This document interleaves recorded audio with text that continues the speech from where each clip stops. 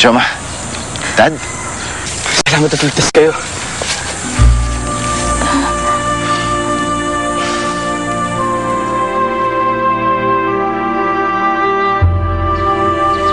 Adana, maraming salamat.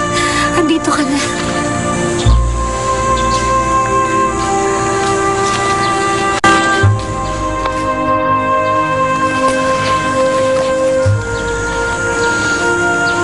Aling Teresa. Ano ginagawa mo dito, Rico? Nandito ako para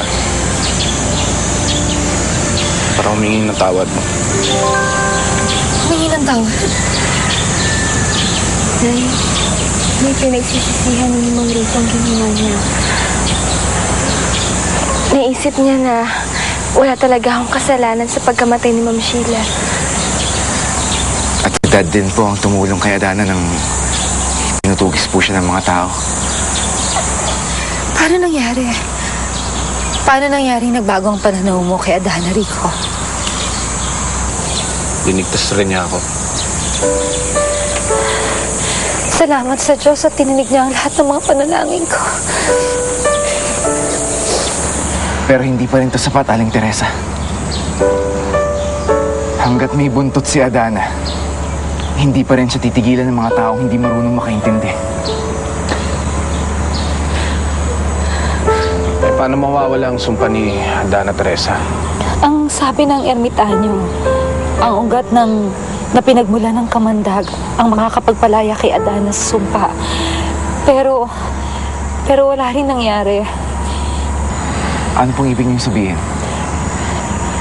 Napatay na namin kasi yung gintong alakdan na kumagat sa akin noon, kaya nung isilang ko si Adana meron na siyang buntot. Pero hindi nawawala pa rin ang buntot ni Adana. Nananatili pa rin ito sa kanya. Eh kung hindi yung gintong alakdan ng solusyon, ano? Ewan ko. Hindi ko na alam. Aling Teresa, alam niyo po ba kung nasan yung ermitanyo? Gusto ko po siyang makausap. Baka po may ibang paraan para makalaya si Adana sa sumpa. Really?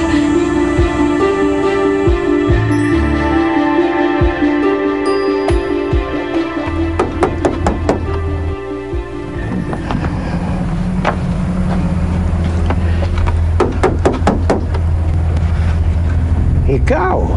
Oo, tanda. Kailangan ko ang tulong mo. Gusto kong makaganti sa babaeng alakdan. Paano ko siya mapapatay?